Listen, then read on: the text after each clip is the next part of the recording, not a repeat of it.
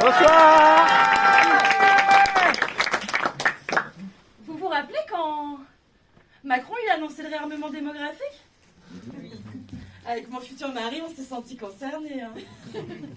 Je l'appelle mon futur mari parce que au bout de 14 ans, il m'a toujours pas fait sa demande, alors je le place ici, on sait jamais. Donc comme je vous disais, on s'est senti concernés. Hein. Non, parce que moi, petite, je pensais qu'il fallait que je rencontre mon prince, qu'il retrouve ma chaussure, et après, hop, on vivait heureux avec un troupeau d'enfants. Spoiler alerte, c'est des conneries. Ah, on s'est entraînés. Hein. Entraînés. Et non, parler, c'est fatigant. Et grâce à ça, je suis la reine du poirier.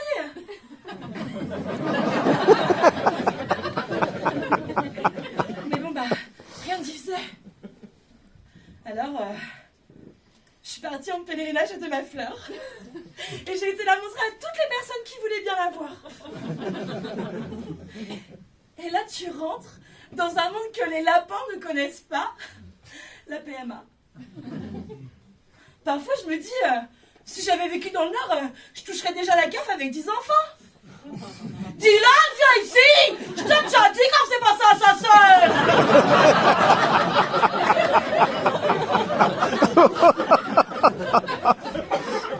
J'ai pas eu cette chance. Il y a un truc à savoir dans la PMA, c'est que l'égalité homme-femme, c'est pas ouf.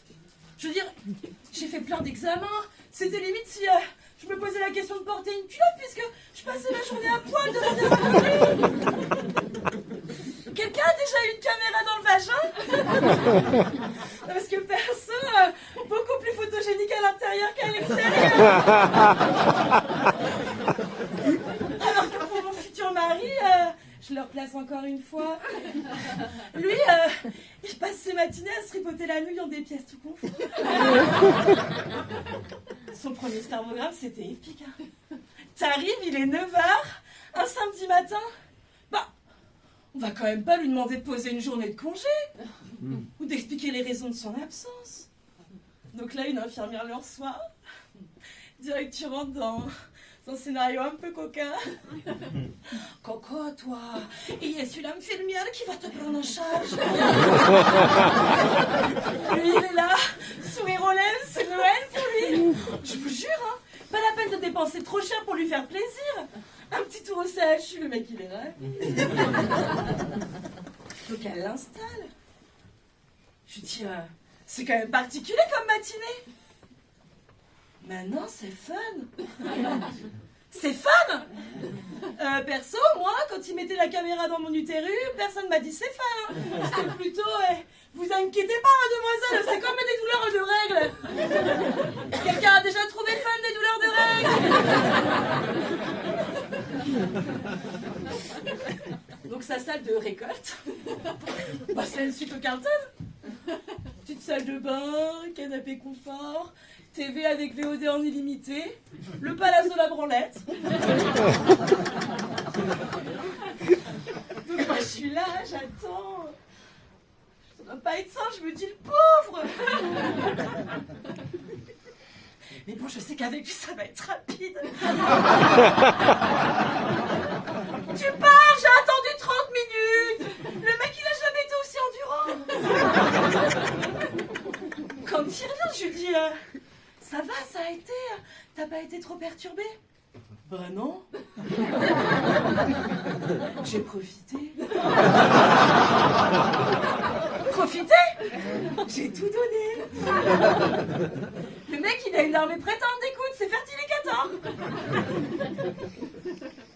Moi, mes noms d'examen, c'est des noms un peu compliqués et pas hyper sexy. Échographie, hystéroscopie, hystérosalpagographie. Alors que lui, on peut en faire une comptine. Ça ferait...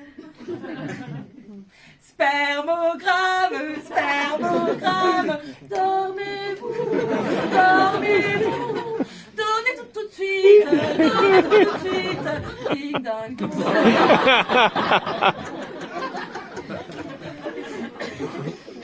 Après, je suis là, je vous dis qu'il a eu la belle vie, mais lui, il n'a pas rencontré la célébrité. Lui, c'est l'anonymat. personne n'est là pour le soutenir pendant son examen. Personne n'est là à le prendre en photo. Vous imaginez? Oh, je fais rien. Et là, les gens l'applaudissent. Gênant, non? Alors que moi, on invite tout le personnel. À croire que ce qu'ils allaient voir était une œuvre d'art. Hein. Je vous le cache pas qu'en effet, elle est fascinante. Merci maman et papa.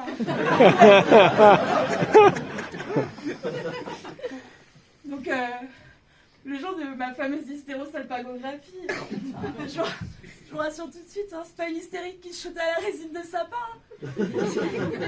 C'est un shooting photo de tes trompes de Fallope et n'en fais pas un feu sur la langue. C'est juste pour voir si la vie, elle circule bien là-dedans. Donc c'est l'heure du grand show. On m'installe sur un pupitre, comme la Vénus de Milo qui aurait trébuché, face à la porte. Comme ça, on est sûr de ne pas me louper et ça me permet d'accueillir mes hôtes. Faut m'imaginer une bande de petits coquins. Oh, Sabine, infirmière. Jean-Yves, le technicien. Martine, la secrétaire médicale. Elle est là pour s'assurer que je pars pas, il y a un show à assurer. Hein. Le radiologue photographe.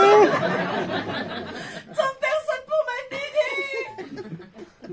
C'est quand même incroyable. Hein. La plus belle chose chez moi va enfin avoir une carrière internationale. Il y en a bien qui sont mannequins pour pied. À défaut de le prendre, le mien. Donc l'examen se passe. C'était vraiment un chouette moment. Il t'injecte un produit de contraste. C'est comme un filtre Instagram qui te permet d'améliorer les clichés. Je veux dire juste que j'ai pas fait ma bouche en cul de poule.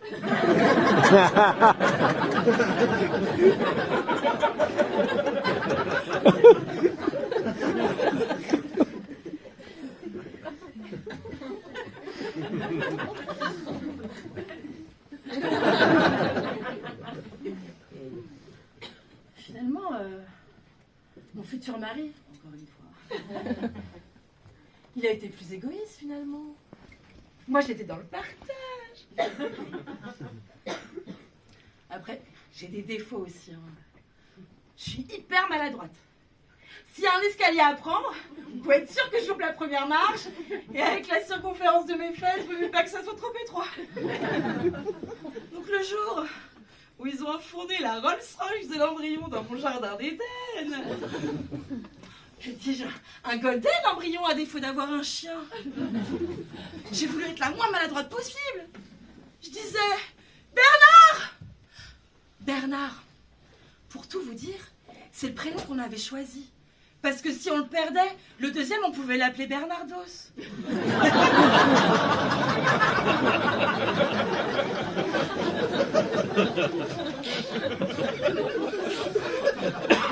Donc je disais, Bernard, accroche-toi mon sang, accroche-toi, fais comme maman, écarte les cuisses, faut pas que tu glisses.